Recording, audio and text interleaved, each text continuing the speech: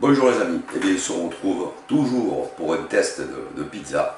Cette fois, on va essayer une farine spéciale qui vient d'Italie. C'est la Mulino de Spadolini. C'est une farine type 00. En France, ça correspond à du type 45, mais c'est une farine un peu plus particulière. C'est pas tout à fait notre 45, mais ça correspond à peu près à notre 45. Voilà, donc on va voir avec cette farine qui est donnée pour un temps de levée de 4 à 6 heures. Voilà, on va voir ce que ça donne. C'est une des farines les plus utilisées, même en France, par nos pizzaiolos pour faire la pizza. Donc on va essayer avec ce produit tip top. Alors cette farine là, elle fait 2,70 € le kilo, elle n'est pas donnée par rapport à une farine normale. 2,70 € le kilo.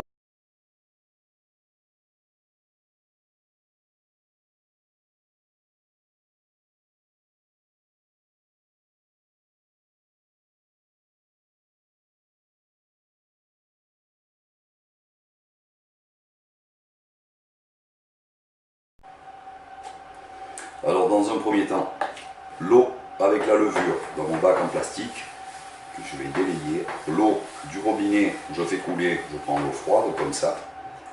Tiède, à peine tiède en hiver, mais en été, l'eau froide, température ambiante. Et on délaye avec la levure.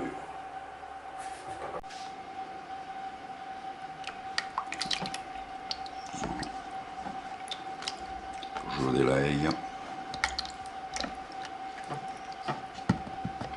Et je commence. D'abord, je mets mon huile d'olive. Et je vais commencer à incorporer la farine à peu près, grosso modo, je mets la moitié déjà. Une bonne moitié. Et je commence à incorporer du bout des doigts.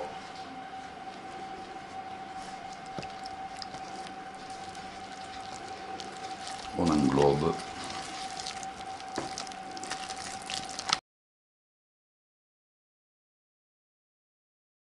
Quand ça commence à être collant, comme ça d'un côté, je mets le sucre et le sel.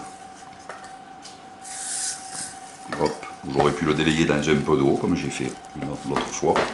Mais là, ça va se délayer quand même. Surtout ne pas la mettre au moment où on a l'eau et la levure, toute seule, pas de contact. Direct, après oui. Contact direct avec la levure, jamais. Voilà. Maintenant que j'ai fait mon premier mélange collant, là, je vais mettre l'autre partie de la farine d'un coup.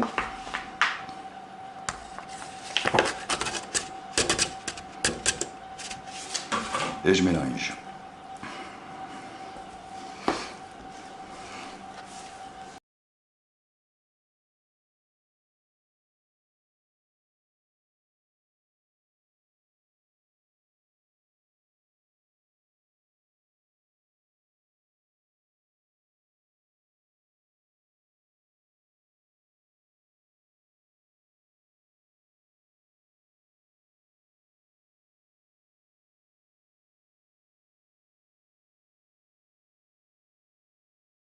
Quand on a rassemblé sa pâte, je suis tombé en panne de caméra, mais quelques secondes. J'ai cru que c'était la fin des haricots pour la vidéo.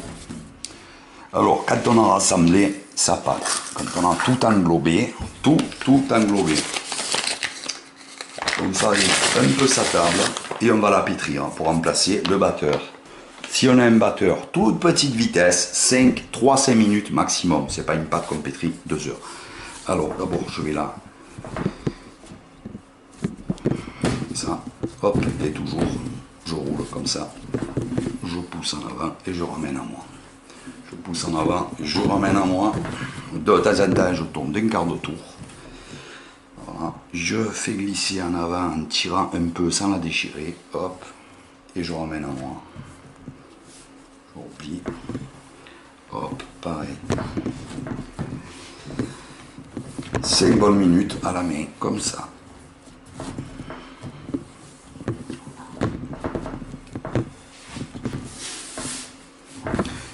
Le moins possible de farine sur la table.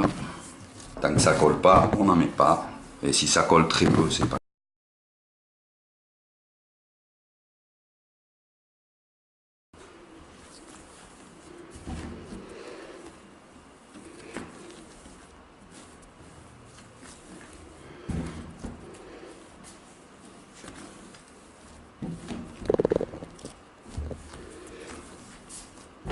Voilà, 5 minutes, ça suffit. 5 minutes, je la boule grossièrement et je la laisse reposer 5-10 minutes, comme ça, sur le plan de travail. Un peu de farine dans la boîte.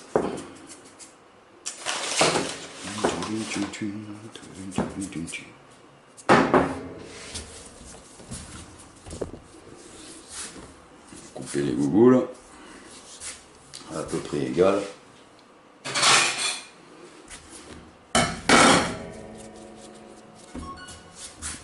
Grosso modo,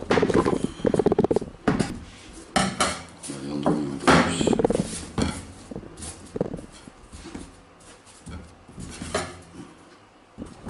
Encore un petit peu. Voilà, je fais 3 boules.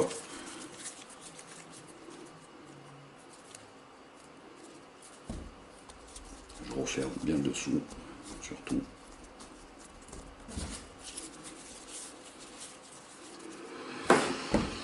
Trois boules, 3 pizzas. Oh bah celle-là elle est déjà boulée.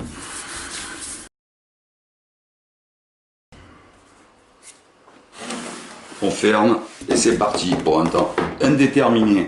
Je vous dirai quand on se retrouve. J'attends qu'elle tripe à peu près de volume et on se retrouve au résultat.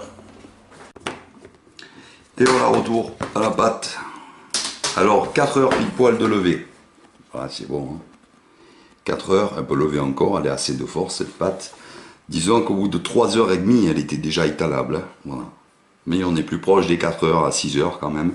Donc dehors, ça va plus vite. Hein. Si on la met, si c'était en hiver, elle aurait pris 4h30 à mon avis pour être travaillable. Donc on est dans les horaires annoncés. Voilà, on va pouvoir l'étaler et faire nos pizzas. Donc un minimum de 3h30 en été quand même. Hein. Je suis chez moi à 20 degrés, j'ai la clim, donc bon, il fait pas super chaud non plus.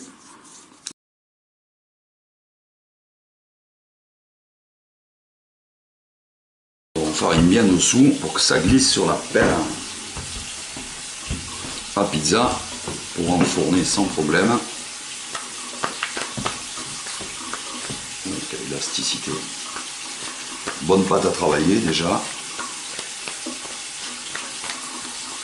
Remets sur ma pelle avec un peu de farine pour qu'elle glisse bien sur la pelle.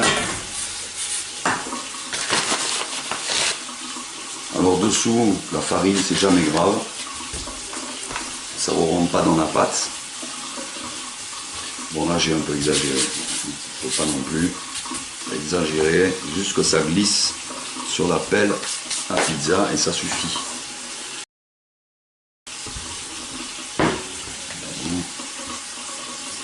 Et je peux finir à la main comme ça c'est pas un problème. Hein.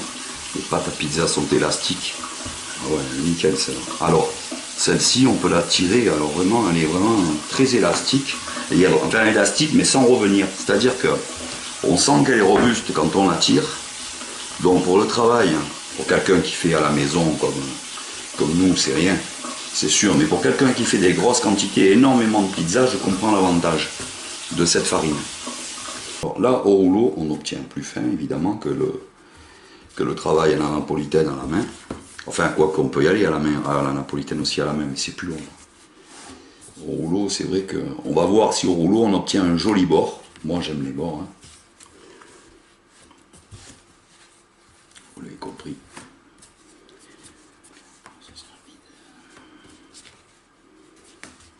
Elle s'étale comme ça. Franchement, c'est un plaisir à travailler, hein, cette pâte, cette farine. Mais vraiment.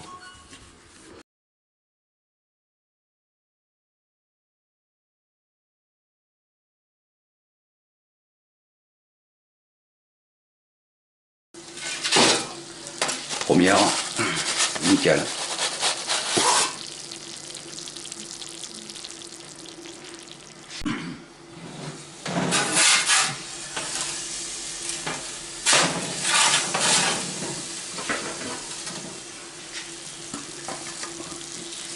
Deuxième, la blanche, 4 fromages. Oh, le tuerie. La dernière, la troisième, jambon cru et fromage de ceux qui restent.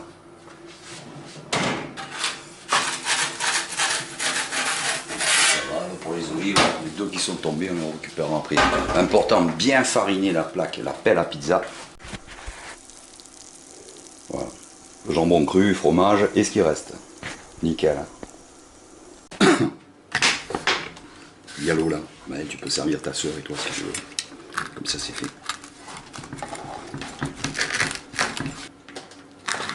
Anchois, façon napolitaine. Hein? Ça vous aimez tous les deux?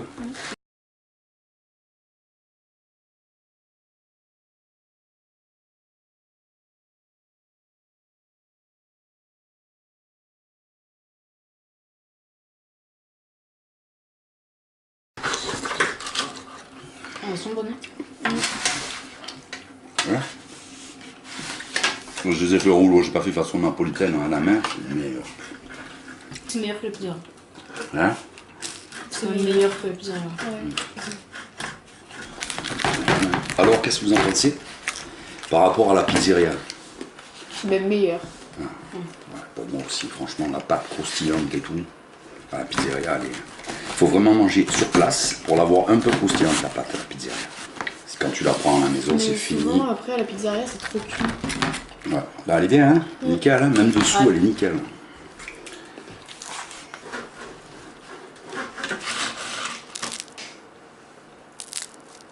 Voilà. Pâte moelleuse et croustillante. Encore, même après, un bon moment après la cuisson. Un quart d'heure après. Pâte bien fine et croustillante. Un délice.